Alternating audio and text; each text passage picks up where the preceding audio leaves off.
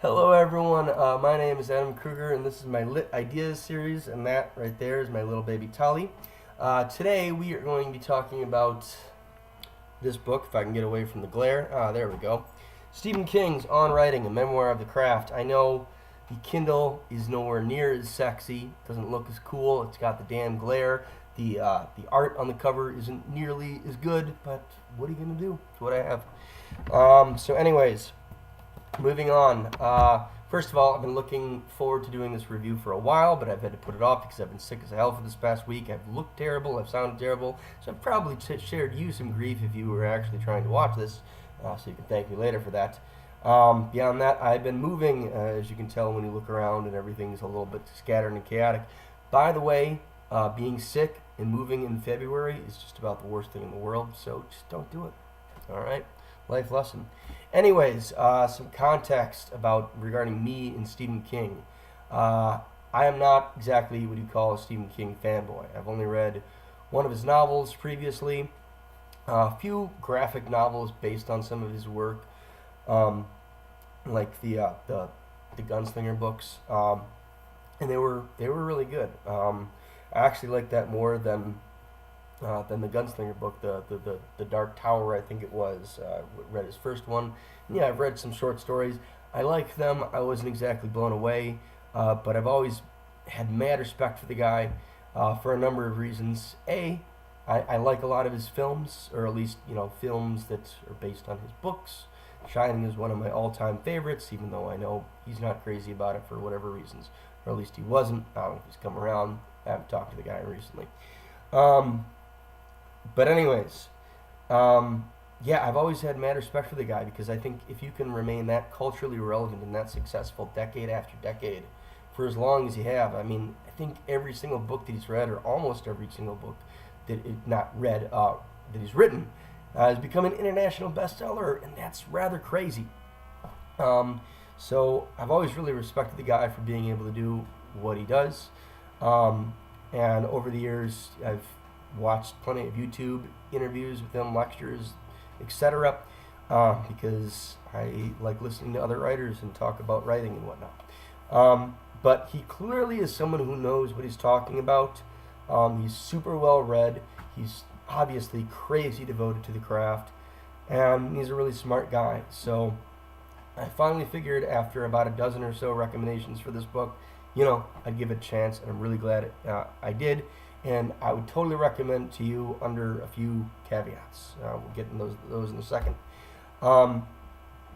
A few things about his book. It starts off the first third-ish first third of the book or so is about an autobiography. So it's not so much about on writing, although writing is a major theme throughout his book because he has been writing his whole life in some capacity, kind of like me.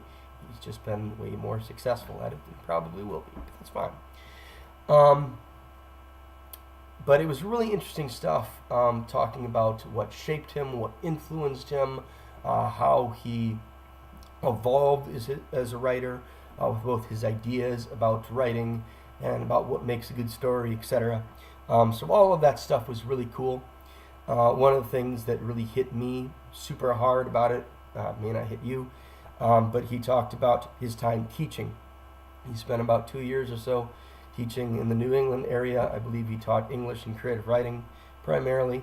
And he talked about during that time, writing was super difficult for him for the first time in his life, and probably the most difficult it's been, it sounds like. He talks about how at the end of the week on Friday afternoons, he felt like his brain had been attached to jumper cables the entire week, which is a perfect damn analogy. Because during my time teaching, and I spent about a decade doing that, getting any writing done throughout the week was an absolute chore. I tried as best I could. During the summers, I wrote 30 to 40 hours a week typically. But yeah, during the school year, he is a beast. So I really sympathized with King, and that really hit me there. And it's one of the reasons why I'm glad I'm not a teacher anymore. So if you are trying to be a teacher, or if you're teaching and want to be a writer as well, you really may need to rethink your plan, because it's really, really tough. In fact, I had a creative writing professor in my senior year of college in January, just a few months before I graduated, tell me, "Oh, you can't be a teacher and a writer at the same time." I was like, "Oh, you may be right, but I hope you're wrong, because I can't switch my majors now. I'm going to graduate in about 3 or 4 months." Anyway, she was right, and Stephen was right, and he was right about a lot of things in there, including, some really insightful stuff. He talks about his issues with substance abuse, um, chemical dependency, etc., and how that's influenced him as a writer in, by and large, negative ways. Although he was able to use it for fodder for things like Misery and whatnot, and even The Shining. So, I don't know, silver linings. Either way, don't become an alcoholic. Or a coke addict, because it sounds like he was too, and that's not fun. Not from personal experience, but expensive habit, and it's not the nicest thing in the world.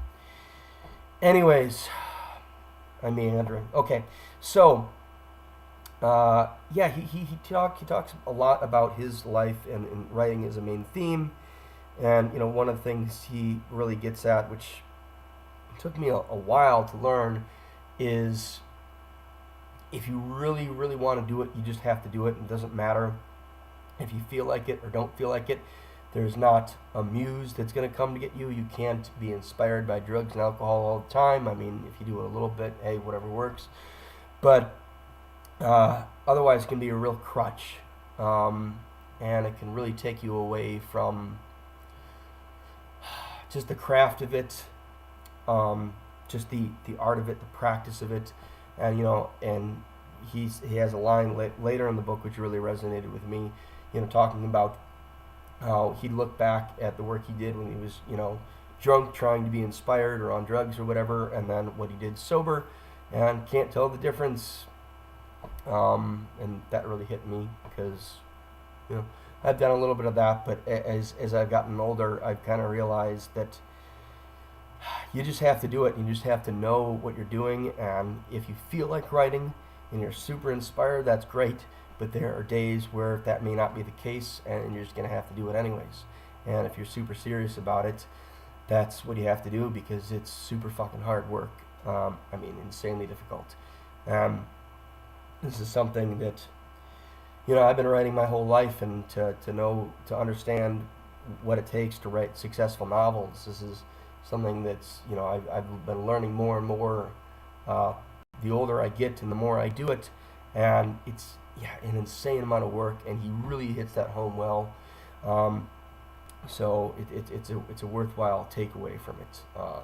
And this is, something, I didn't even fully realize it after, having a degree in English literature and writing for years, but he really hammers that home very, very well. And apart from writing a lot, obviously, his second main point is you have to read a lot. Sometimes I meet other writers who say that they're not big readers, and I just am like, what? This doesn't make any sense. But yeah, and he says he doesn't necessarily write to study the craft per se, but that's an added bonus more or less for him. And I think that's a good way of doing it. I think that if you really want to be a writer, you should be a big reader first, and it should be something that you absolutely love to do. So I'm in full agreement with him there. Beyond that, he does get a lot into a lot of the more technical aspects of writing, which I wanted to touch on a few of those points. And there's a few points which I disagree with him, but we'll get to that too. The first one, in the main point that I really kind of disagree with him a little bit, is on character over plot. Now, I do agree with him in the sense that I think that character is the fundamental, most important aspect of good short stories, novels, any kind of prose, really, because you have to have someone that you care about, that you relate to, that you find interesting, that you find moving in some capacity. Because without that, even if you have the coolest damn plot in the world, it's not going to stick with you necessarily. I mean, it might entertain you, but it's not going to be the kind of transcendent moving experience that shapes you for years to come, and that you'll always remember, and that you'll always carry with you. So, worthwhile stuff. Having said that, I am a much bigger fan of plot and theme, for that matter, and experiments in structure than Stephen is. Stephen generally kind of says that theme is, kind of like the dressing of something that you're doing. It's something that you can kind of layer it with. I'm definitely not a fan of, beating you with a dead horse with it. And I think if you can find interesting ways to incorporate the theme into the plot, as opposed to breaking away and analyzing what's going on like Tolstoy does in War and Peace or something, I think that's the best way to do it. But yes, I think theme matters more than King seems to think it does, at least for me personally, as a reader, if nothing else. And yes, I think plot matters a lot as well, more than he seems to think it does. He describes his plot as being very shifty and unreliable, and I can totally see where he's coming with this, because the fact of the matter is that you do see a lot of movies, watch a lot of TV, read a lot of books, in which the plot supersedes the importance of the character, and you can kind of see that in cracks within the framework of the story and the narrative. Because there'll be obvious examples of Deus Ex Machina. When she says you have to hide, he's completely right about that. At least as best you can. I mean, sometimes it's unavoidable, but you need to be able to weave that into the fabric of what you're doing. Because, a lot of times, Deus Ex Machina will come along, or certain elements of the plot will come along which don't seem to unfold organically, and that obviously can be kind of problematic. And he says, ultimately he doesn't buy it, because, a lot of times you can say, okay, the plot needs to go this way, and it can be kind of counterproductive, counterintuitive, at least to what might be most fundamental and innate about those characters. Beyond that, he says, plot and structure, aren't necessarily real things that happen in real life. Real life is far more messy, and obviously art should be a reflection of that. And I do think he's right. But again, I think that this is why doing interesting structures, something like what Junot Diaz will do in a lot of his work, especially books of short stories, can really reveal so much more than the A to Z approach that he takes. And beyond that, plot, while I do think character is the most important, can really just help elevate it to whole new levels. But you do have to be really careful that you're developing it in organic ways, or at least it has the appearance of that. And I think one of the main reasons, honestly, that he doesn't like these things so much is because they're way harder, and it takes way more drafts. And King talks about how he generally just does 2 main drafts. The first one, he says, write with the door shut, don't let anyone see. Second one, write with the door open, meaning let people kind of get a look into your insights and allow for some creative input. And the third draft for him, he says, is mostly just a polishing. And if you're just doing stuff that's character driven from A to Z, you can do those kinds of things, I think, and you don't have to do a million drafts, because if you're really focusing on infusing a lot of big heavy themes in there, and if you're interested in playing with the structure in the way, like I said, Diaz does, or Quentin Tarantino might in a lot of his films, especially something like Pulp Fiction, the drafts of it that you have to go through are so much more intense, and so much more layered, and so much more complicated, and there's so much more work to be done. And obviously plot, additionally, is a whole other element in there, especially because you really have to hide the grinding gears of those plot, so they don't jump out at you. And so the structure isn't so apparent into, oh, okay, here's where we're getting into the second act, or, oh, okay, here's where we're getting into the third act, that kind of thing. You need to really hide that. It is super difficult, and that's the kind of thing that's going to require way more drafts than King definitely feels comfortable with. So if you want to be a Stephen King like writer, and do it if that's what you want, then yeah, take his approach, because I do think that A to Z style writing that's very character driven and that doesn't pay as much attention to these other aspects is it's simpler, definitely. Not to say that it's easy. I mean, writing good stories, writing something like It or The Stand or whatever, it's all insanely hard work, as I was getting at before. Um, but yeah, if you want to be really prolific, you probably can't do 20 drafts for every damn novel you write. I mean, this guy writes 20,000 books a year, give or take a little bit, and if you want to be like him, then yeah, 2 or 3 drafts is probably about the most you can possibly afford. But that's a personal choice. That's all on you. Beyond that, he really gets he talks a decent amount about grammar, which as a former English teacher, I appreciated. I didn't necessarily find as insightful, because I've taught grammar units endlessly, and they're boring, but they're important. And if you know nothing about grammar, um, it's really helpful. Beyond that, you may want to look into some more basics of it. Although a lot of studies have shown that basically a lot of reading and a lot of writing are the best things for grammar. Um, Even though lots of schools don't necessarily abide by those approaches, but that's a whole other thing. Oh my God, I can tell you endless stories about just the stupid ways that so much of education today just corrupts the study of literature. Again, that's a different thing. Um, but it is really important. He really hammers home: try to avoid adverbs, try to avoid the passive voice, because that's kind of what it does. And I think he's really spot on there. So yes, it's another really big point. Avoid adverbs. Kill all of those little darlings, if you want to call them darlings. I think darlings is a little generous for that. But yes, of course, that's another famous word of advice that has been attributed to a million different writers. I don't know who said it, but yes, your second draft tends to be your first draft minus 10%. So yes, there's going to be a lot of little darlings that you're going to have to kill, because even though they might be pretty little sentences, it's just like filler, and you got to cut it, you got to kill it. But he also really gets into the fact, and it kind of hit on this notion a little bit earlier, that writing it's an art, but it's like a craft. It's kind of like carpentry in a lot of ways, in which what you're doing. Yeah, you may need to feel inspired. You may have this idea that you got to be a little drunk or a little stoned or whatever to do it, and you don't have to be any of those things. In fact, you don't necessarily even have to enjoy it all the time. I mean, I certainly don't. I enjoy it most of the time, at least half the time.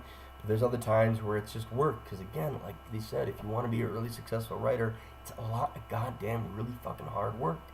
Um, and you just got to learn the craft of it. You've got to learn those techniques. They've got to become second nature to you. They can't only arise when the little muse fairy comes around. Um, so that's what you got to do, and it's generally best to have some sort of schedule. He gets in his schedule. I have my own, although it shifts from season to season depending on how much working and everything. Um, but it's something you really got to kind of figure out on your own, and what works for you. You know, uh, as a side note, I don't think he gets into this too much, but one thing that really helps with me is just being really on top of my life, having a clean space, having a space that I can go to. If I know that I have 50,000 other things that I need to do to keep my life in order, it's really hard for me to focus on the writing. He kind of gets into some of these ideas. Writing is a mess. It's also really hard. It's about as messy as it gets for me right now. But again, moving, so I have excuses, or at least I'd like to pretend I do. But yeah, he really hammers home a lot of these ideas super admirably. It's a real joy to read. Um, and speaking of joy, I think that's one of the biggest takeaways is you have to follow your joy. You have to follow the kind of stories that you want to read, that you want to be told. You should have some sort of ideal reader in mind. As he points out, for him, it's his wife.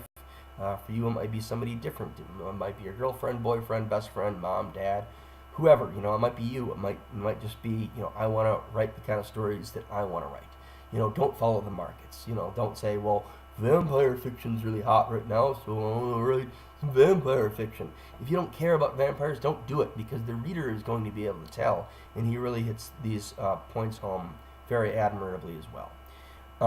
Anyways, this video is already way longer than I anticipated on making it, so I'd say if you're a really big Stephen King fan, read this book. Otherwise, if you're really serious about writing, also read this book.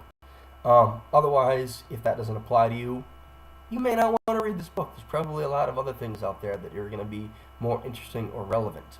But it is a damn good read. It's probably something that I'm going to turn to again in years to come and give it a good reread or two. But yeah, I thoroughly enjoyed this book, and yeah, it kind of pissed me off that I was so sick for a while that I couldn't do this review, because I really wanted to get out there that, yeah, it's very worthwhile if you're a serious writer or if you're just a really big Stephen King fan. So anyways, once again, my name is Adam Kruger. This is my Lit Ideas series. If you like this video, like, subscribe, do all of the regular crap. If you want to see more of my original content, you can follow my Facebook author page. It's just Adam Kruger Author. And beyond that, I hope you have a great day.